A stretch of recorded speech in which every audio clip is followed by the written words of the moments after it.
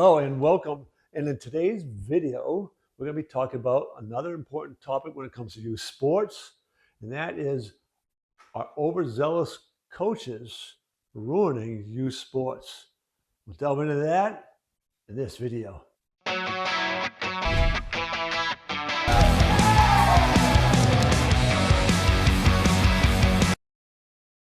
So the presupposition behind all this is that there is a problem with overcompetitive coaches. So we want to talk about what that problem is, what it looks like.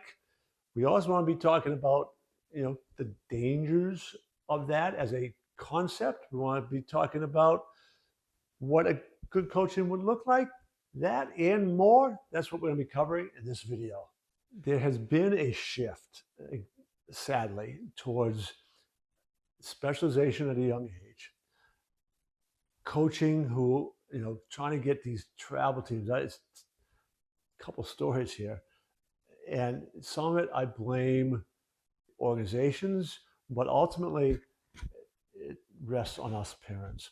When you hear about 9-year-olds and younger traveling to national tournaments to compete on a big scale, I'm sorry, folks, that's wrong. And the organization that is sponsoring those and encouraging parents to fly from all over the country so their 9-year-olds can compete in some baseball tournament, that's wrong. That is wrong. And those organizations that are doing that, I'm sorry, shame on you. All right? We need to begin to understand at young ages, it's about developing the full child. I love competition. I love sports. They are important. But when you get now parents and that father or mother coach who, oh, my child's good. They're 8 years old and they're so much better than everybody else. And we're going to get all their friends together and we're going to join this travel team and we are going to win. That can have a detrimental impact, not just on some of the other kids, right? As sincere as their parents might be, and I don't ever want to question that sincerity. They think they're doing what's right by all these kids. But when you are starting with that mindset and belief around, we're going to go, we're going to win these tournaments, we're going to put together this good team so that we can go and we can compete with these other really good teams on the way, the kids 8, 9, maybe 10 years old, you as a parent should be stepping back. But it has a broader impact, and that broader impact is what it does to the community. So I'll tell you about a friend of mine who's down in South Carolina, and there's Little League involved there, but in his area, Little League was virtually dead. It was travel baseball. That was it, right? 9 years old, and he's got to find a travel baseball team that's organized by some other parents who, and they know each other, their neighborhoods and all. Now my friend's son was pretty good. So when they go to try out, oh, all right, boy, he's pretty good. We'll gladly take him on our team. But if you aren't so good, forget it.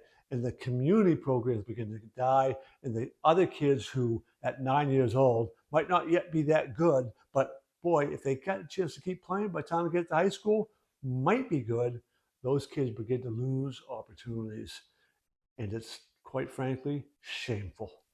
One of the consequences of these overzealous parents and coaches, and again, I am going to give the benefit of the doubt that you think you're doing what's best for your child by giving them an opportunity to maximize their skill by competing against better people and traveling around, putting together this good team so they get used to winning. Winning is contagious.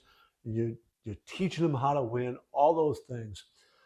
But that added pressure and the cost that you are going with all the travel time and all this is why we're having more and more kids experiencing sports burnout and dropping out of sports by the age of 13. And sometimes they're even, if the friends of the people who are organizing these teams to begin with who begin to realize that there's too much pressure to win, right? Not enough people are getting proper playing time.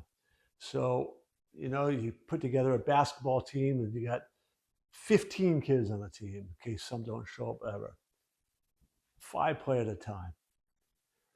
You maybe have an 8-man rotation. So you got 7 kids who aren't playing that much, even though you kind of said, oh, we'll play. But you've got those kids who are probably pretty good just in case some other kids can't show up and all. And they get discouraged and they begin to not play. And not only are they not playing for your team, they're not playing at all, because when you organize these teams, you take kids away, the more local stuff die away, and then kids stop playing. And then the pressure on some of the other ones who are playing more regularly, they end up burning out. It's too much, too young, too fast, and it needs to stop. From all these videos I've done, and this one in particular, if you can't tell that I'm a strong advocate for local youth sports, especially young ages, especially through elementary school, even into middle school, then maybe you want to kind of watch some of them again, because what parents should be doing, in my humble opinion, is building up local leagues where you can travel in a small circle area. Maybe if your town's big enough, it's just within your town. If you're in the more rural areas, maybe it's just smaller towns, but you aren't traveling that far. And you're teaching competition in a healthy way. Fundamentals, and put those first 3 letters, emphasize those. Fundamentals. You're teaching kids how to win and lose dignity, or in a dignified manner. You're teaching them about competition. You're teaching them about life. You're teaching them about failure. You're giving them an opportunity to do other sports as well. There's not eat, drink, breathe one sport year round when you're young. You should be training them in multiple sports. I've talked to countless college coaches who would love to see more and more 3-sport star athletes coming out, because they are much more well-rounded and developed athletically, and less likely to get injured because they've developed so many different muscles and core athletic skills.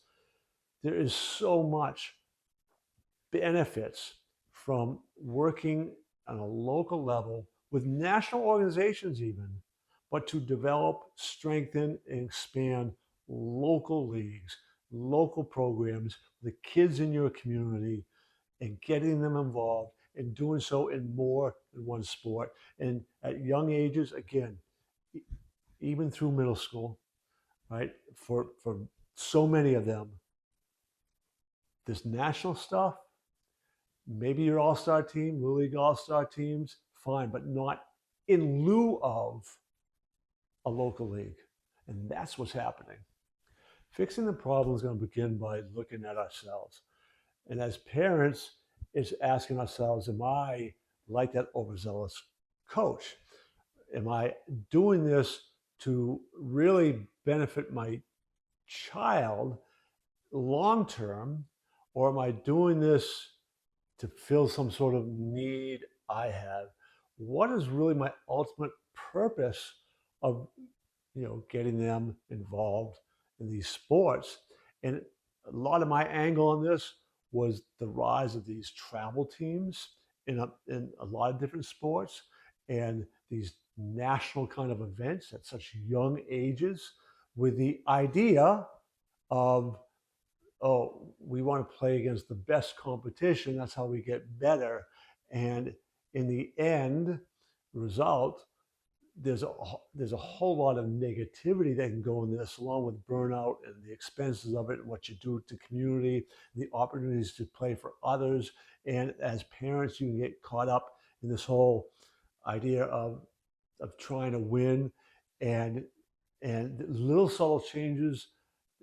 As much as you say you're doing it for the kids, there's this little extra pressure because, geez, we put together this team, we're doing all this traveling, and we're getting our butts kicked, and it's really not what we wanted. And they're experiencing this losing, and they weren't used to that. And somewhere the message behind all that gets lost. We need to look in the mirror and begin to step back and ask ourselves what's appropriate for the age of the child and what should good coaching and parenting look like. And from a real simple standpoint, is teaching them how to compete, belong, have some fun, develop skills, develop athleticism that's transferable amongst other sports. And it's about enjoying being a kid by playing sports. And that's the important thing. When all-star kind of competition plays in, that's an honor that you earned, and that's wonderful. It's not because you were selected by a group of parents who just want to try to put together this team because they're all friends with each other and some of them happen to be pretty good players. As I wrap up this video, I'm going to encourage you to disagree with me. Agree with me. Share your stories. Engage. Like this. What have you. Your feedback, even if you disagree with me, is helpful. Sharing your stories and your experiences is helpful. So get engaged, and then come back and visit us in another one and subscribe to my channel.